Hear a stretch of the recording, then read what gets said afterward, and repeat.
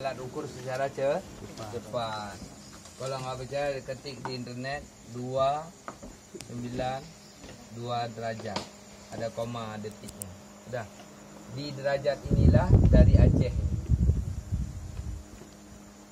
ke Kaabah.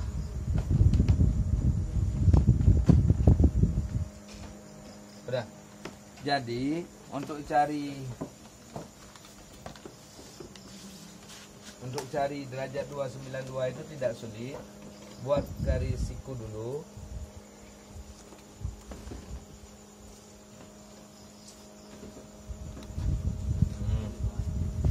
Kacau pokok. Kita geser aja.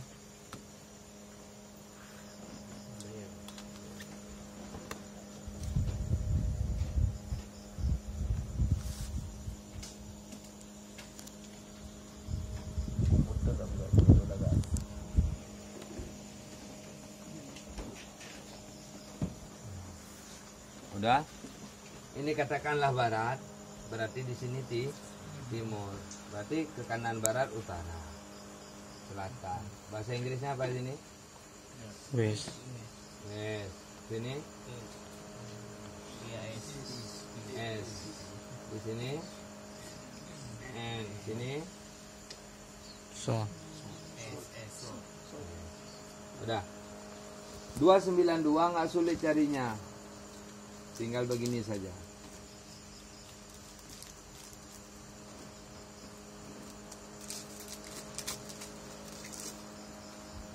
Udah.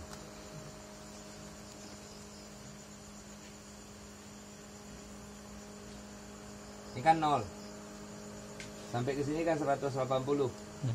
Ya. Kalau dibalik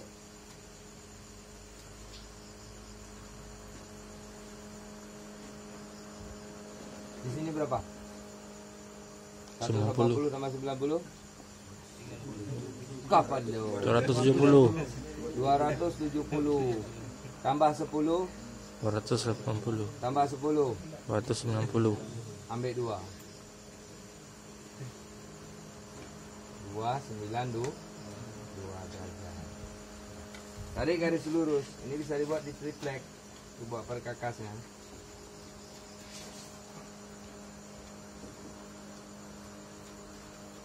Enak buat siang, kalau ini malam ada bayang-bayang.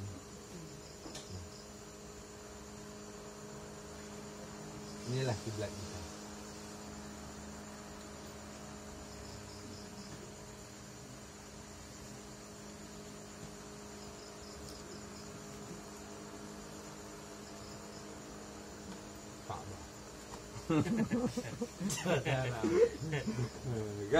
Udah.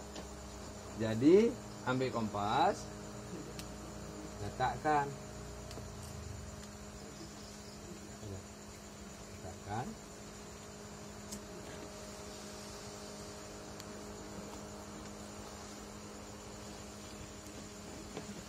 letakkan.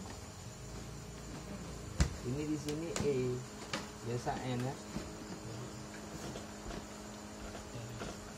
Kau nanti sampai ada balik. Dari utara selatan. Ini yang menunjuknya kan N ini. Ini udah tepat di tengah apa tidak ya? Ini kurang lebihnya begini. Nah, udah.